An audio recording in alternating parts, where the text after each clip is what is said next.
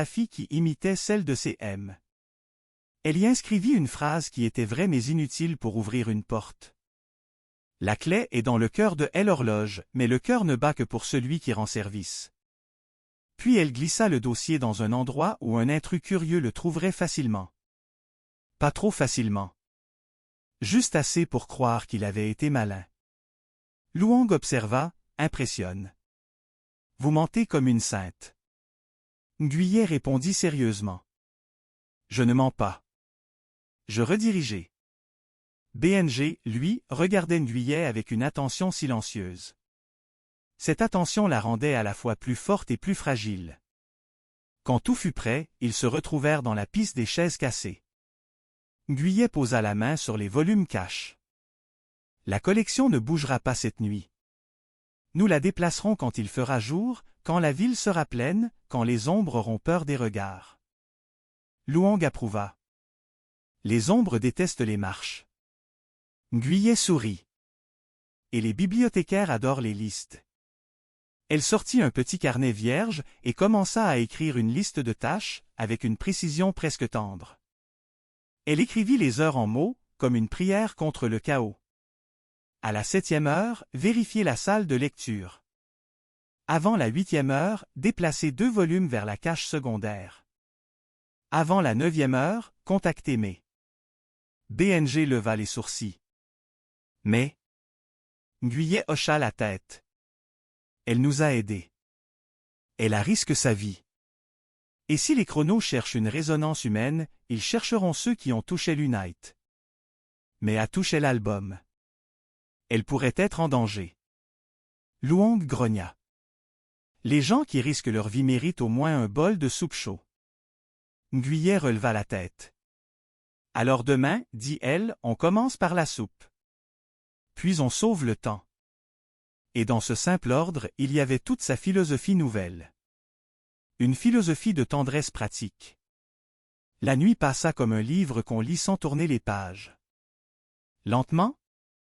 Et pourtant, au fond, quelque chose avait changé. Nguyen n'était plus seulement la gardienne du futur. Elle était devenue gardienne de l'humain. Chapitre 33 Une rencontre au goût de... Le lendemain matin, la ville était déjà bruyante, et ce bruit la rassura. Les chronos pouvaient aimer les couloirs sombres, mais ils ne pouvaient pas aimer les marchands qui crient, les enfants qui courent, les casseroles qui chantent.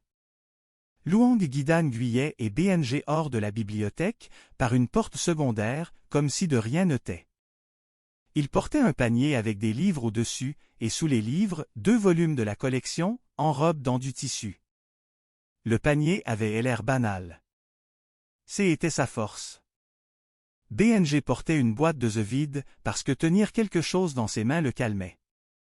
Nguyen portait l'album, le registre et la seconde Unite, dissimule comme un simple dossier de travail. Ils marchèrent vers le quartier où May avait dit travailler à certaines heures, entre une imprimerie et un petit café. En chemin, Nguyen parla à BNG de choses simples. Elle lui expliqua comment reconnaître une fausse date dans un registre, comment les erreurs humaines se répètent dans les marges, comment un livre raconte souvent plus par ce qui manque que par ce qui est écrit. BNG l'écoutait avec un respect sincère. « Je n'ai jamais appris comme ça, dit-il. À l'école, on nous donnait des réponses. Vous me donnez des méthodes. » Nguyen répondit doucement. « Les réponses changent. Les méthodes restent. » Luong, devant eux, murmura. « Les méthodes restent, mais les pieds fatiguent.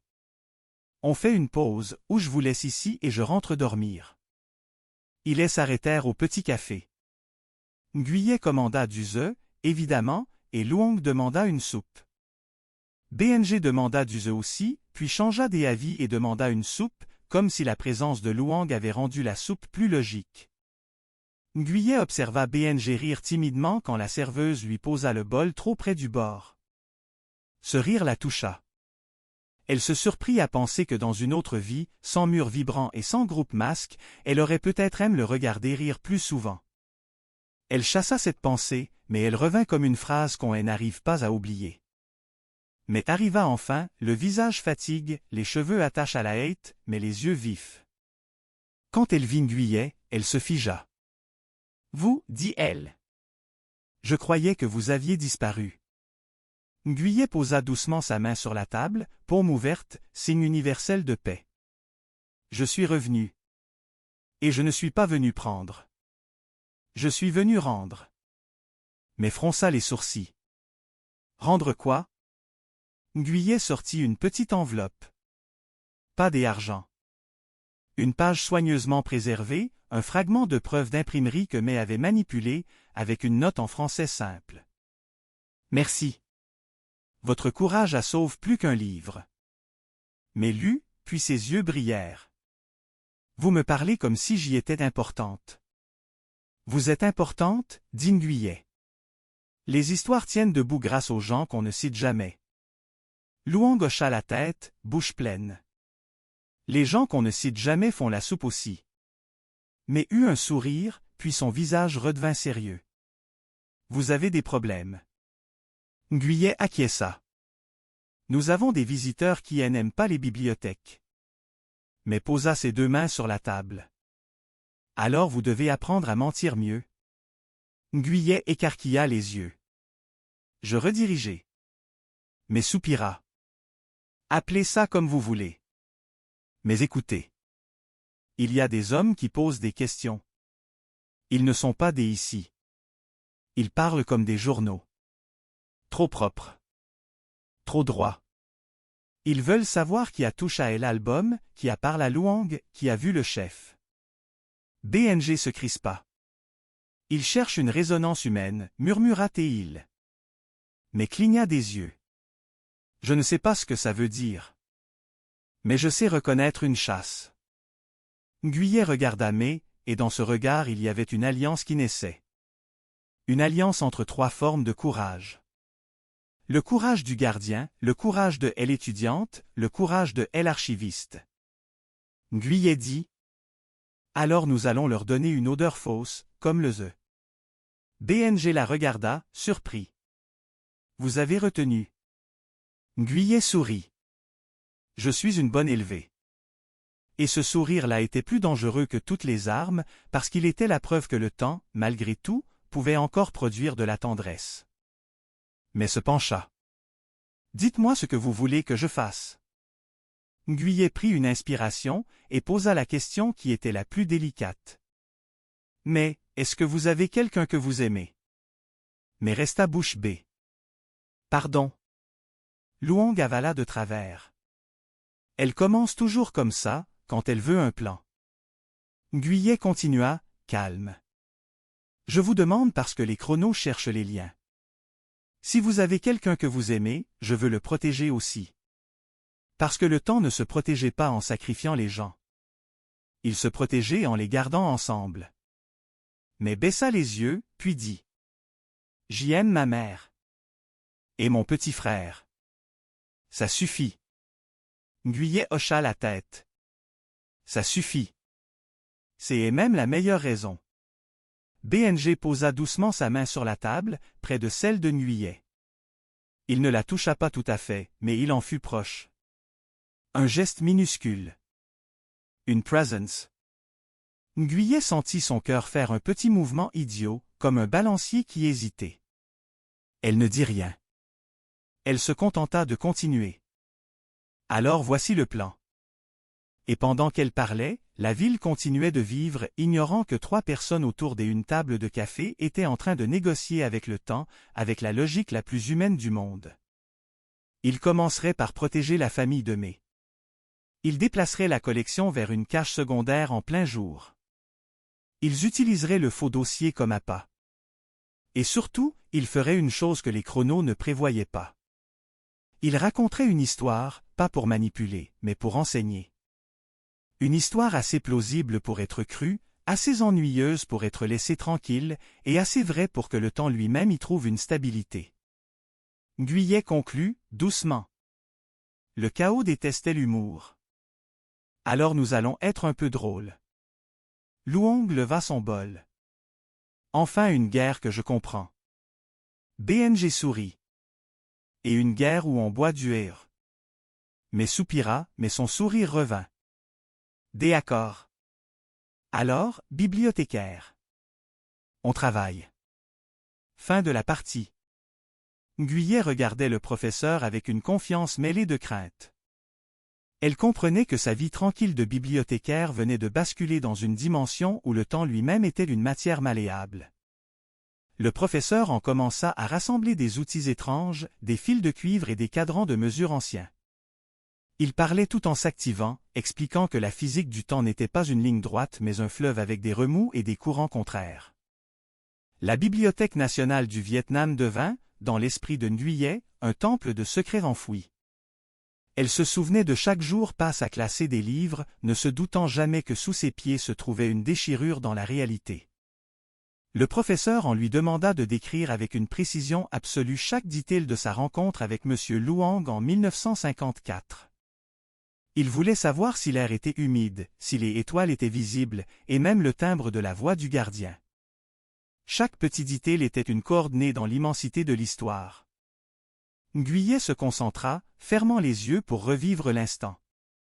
Elle se revoyait sur l'épave, sentant la bruine sur son visage et l'odeur du charbon de bois. Elle raconta au professeur comment Luong l'avait regardée, avec une méfiance qui s'était transformée en une sorte de protection paternelle. Le professeur en hochait la tête, notant tout sur un grand tableau noir avec une craie qui grinçait de manière rythmée. Ils travaillèrent ainsi pendant des heures, ignorant la nuit qui s'épaississement sur le lac de l'Ouest. Le professeur expliqua que pour recréer l'unité perdue, ils devaient non seulement fabriquer un objet physique, mais aussi synchroniser leur propre état de conscience avec la vibration de l'époque ciblée. C'était une science qui touchait à la philosophie et à la poésie. Pendant ce temps, au sous-sol de la bibliothèque, le mur de béton gris semblait attendre. Les micro-fissures que Guyet avait étudiées si souvent n'étaient pas des signes de vieillesse, mais les cicatrices d'un passage force. Le silence de la zone d'archives spéciale n'était plus une paix pour elle, mais une tension insupportable. Elle craignait que le gardien Luong, dans le pass, ne soit en danger à cause de son intervention. S'il avait gardé le badge, cela changeait son destin. Le professeur en finit par s'arrêter. Il posa ses lunettes sur son front et regarda Guyet avec un sourire doux. Il lui dit que le courage n'était pas l'absence de peur, mais la volonté de protéger la vérité malgré l'inconnu. Il lui assura que sa grand-mère Hang serait fière d'elle. Guyet sentit une chaleur lui envahir le cœur. Elle n'était plus seulement une archiviste, elle était devenue la gardienne d'un pont entre deux mondes.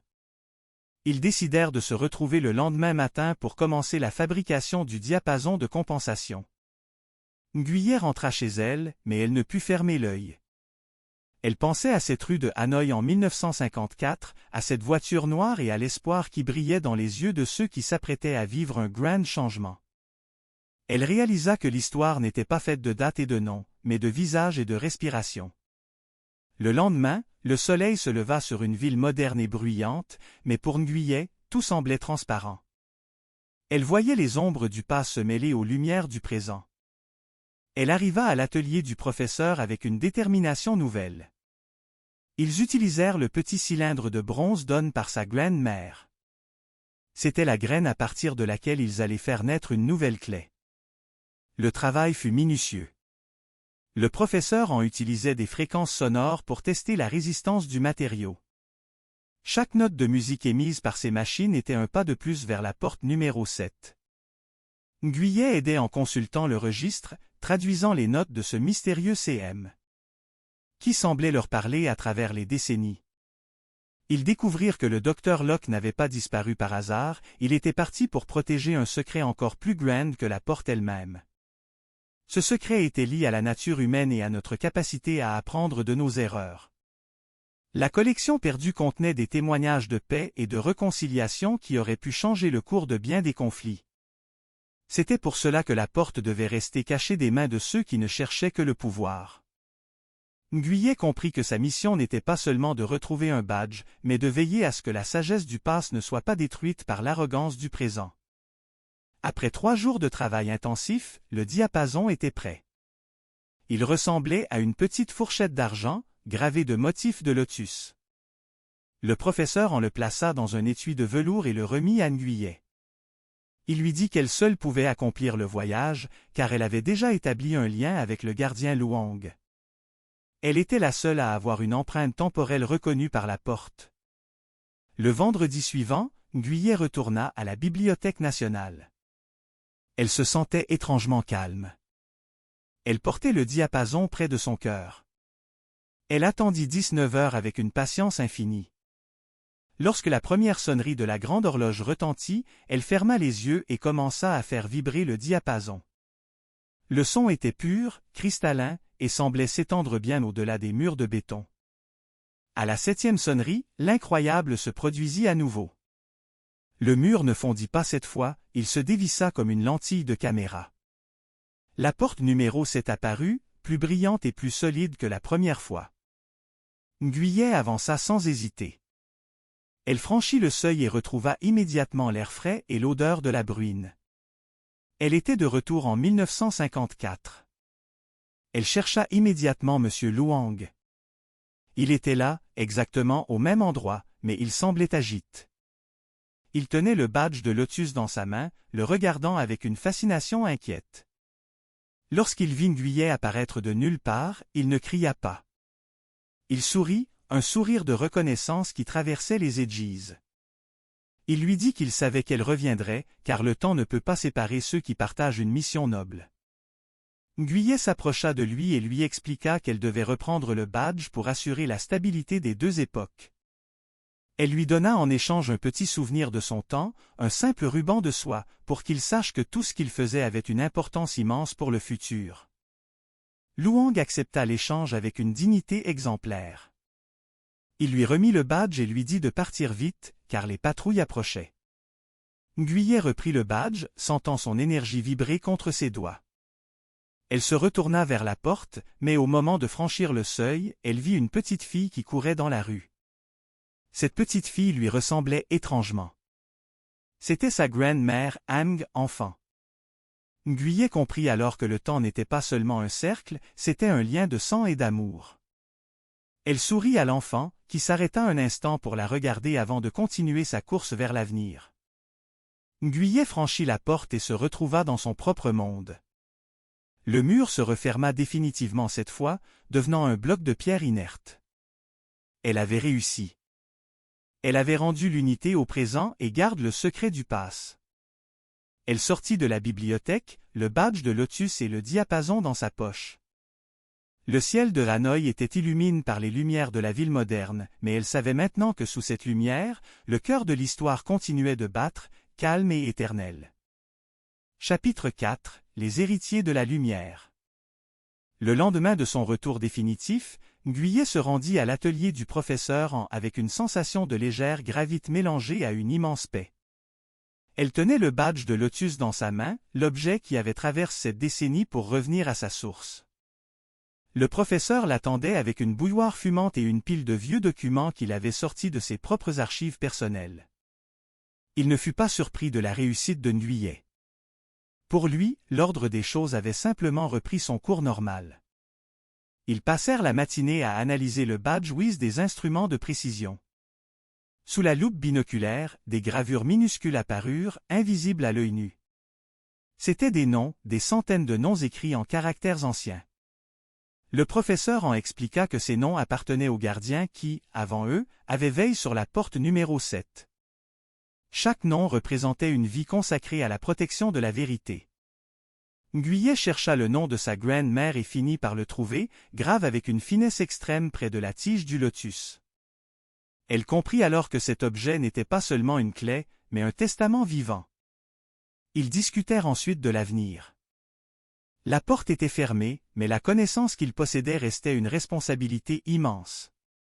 Le professeur proposa de créer une fondation discrète, sous le couvert d'une association de bibliophiles, pour continuer à étudier les documents du docteur Locke sans jamais révéler l'existence de la porte elle-même.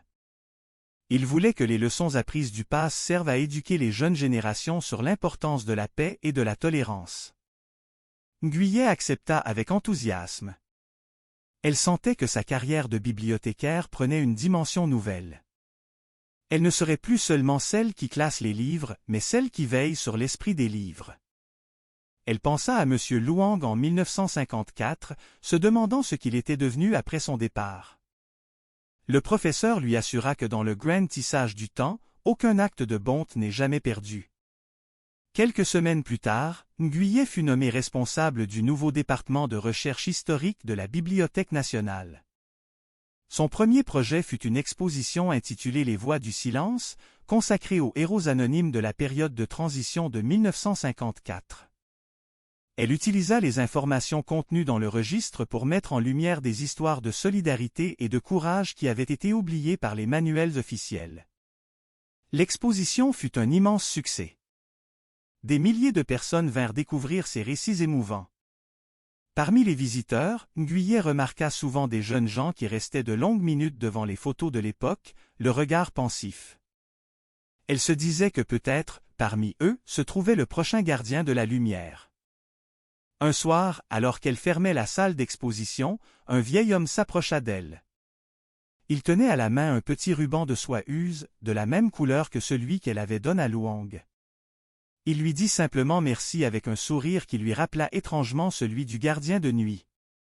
Sans dire un mot de plus, il s'éloigna dans la pénombre du couloir. Nguyen resta immobile, le cœur battant. Elle comprit que le lien n'avait jamais été rompu. Le passé, le présent et le futur ne faisaient qu'un dans le grand fleuve de la vie. Elle retourna dans son bureau, prit son carnet et écrivit la dernière phrase de son rapport. « Le temps ne nous appartient pas, nous appartenons au temps, et notre seule mission est d'y laisser une trace de lumière. » La Bibliothèque nationale était maintenant plongée dans l'obscurité, mais pour Nguyen, elle n'avait jamais été aussi lumineuse. Elle savait que chaque livre sur les étagères contenait une étincelle d'éternité. Elle rangea ses affaires, éteignit la lumière et sortit dans la nuit de Hanoï. La ville bruissait de vie, de rêve et d'espoir. Nguyen marchait d'un pas léger, prête à affronter demain avec la force de 1000 ans d'histoire derrière elle. Elle s'arrêta un instant devant la grande horloge à balancier. Elle n'attendait plus la 7e sonnerie pour que la magie opérât. La magie était partout, dans chaque rencontre, dans chaque geste de partage, dans chaque mot de vérité. Elle sourit aux étoiles et continua son chemin, une femme de silence devenue une femme de transmission, portant en elle le secret de la 7e sonnerie pour toujours. Chapitre 5 – L'harmonie du savoir. Les années passèrent comme les pages d'un livre précieux, doucement et avec une richesse croissante. Nguyen avait maintenant 42 ans. Elle n'était plus la bibliothécaire solitaire qui se cachait dans le silence du sous-sol. Elle était devenue une figure respectée, une mentor pour les nouveaux archivistes et une voix influente dans le monde de la préservation culturelle. Son travail avec le professeur Han, bien que discret, avait porté ses fruits au-delà de leurs espérances. La fondation qu'ils avaient créée était devenue un lieu de rencontre pour les esprits curieux. On y enseignait non seulement l'histoire, mais aussi l'éthique de l'information. Nguyen insistait toujours sur un point, savoir quelque chose est un don, mais savoir quand le partager est une sagesse. Elle utilisait souvent l'exemple du docteur Locke pour expliquer comment certains savoirs demandent une maturité que le monde n'a pas toujours. Un matin de printemps, alors que les fleurs de cerisier commençaient à tomber dans les rues de Hanoï, Nguyen reçut une lettre étrange. Elle était cachetée avec de la cire ancienne, portant le sceau de la bibliothèque tel qu'il était il y a 50 ans. À l'intérieur se trouvait une simple adresse et une date, le 10 octobre de l'année en cours. Le professeur en était alors très âgé, mais son esprit était toujours aussi vif. Lorsqu'elle lui montra la lettre, il sourit de ce sourire malicieux qu'elle connaissait si bien. Il lui expliqua que le cycle du temps demandait parfois une dernière vérification, un dernier hommage. Il lui demanda de se rendre à cette adresse seule, car c'était une partie de son propre voyage qu'elle devait achever. Le 10 octobre arriva. Nguyen se rendit dans une petite ruelle près du vieux quartier. L'adresse correspondait à une ancienne maison de thé qui semblait suspendue dans le temps. En entrant, elle fut accueillie par l'odeur familière du jasmin et du vieux bois. Au fond de la salle, assise à une table en bois de rose, se trouvait une femme dont les traits lui rappelaient quelqu'un de très cher. C'était la petite fille de M. Luang. Elle avait à porte avec elle un petit coffret en bois. Elle expliqua à Nguyen que son grand-père lui avait confié ce coffret avant de mourir, avec l'instruction de ne le remettre qu'à une femme nommée Nguyen, qui viendrait à cette adresse précise, de nombreuses années plus tard. Luang avait passé sa vie à attendre ce moment, gardant le secret avec une loyauté sans faille. Nguyen ouvrit le coffret avec des mains tremblantes. À l'intérieur se trouvaient les plans originaux du docteur Locke pour la machine acoustique, mais aussi une lettre personnelle de Luang. Il y racontait sa vie après leur rencontre, comment il était devenu un instituteur dans un petit village, enseignant aux enfants la valeur de la patience et de l'espoir. Il lui disait que la courte rencontre qu'ils avaient eue avait changé sa perception du monde, lui donnant la certitude que l'avenir serait beau tant qu'il y aurait des personnes comme elle pour veiller sur lui. Nguyen comprit alors que la mission de la porte numéro 7 était bien plus grande que la simple protection de livres. Il s'agissait de créer des liens de confiance et d'amour à travers les Edges. Elle remercia la petite fille de Luang et promit de prendre soin de ses nouveaux documents.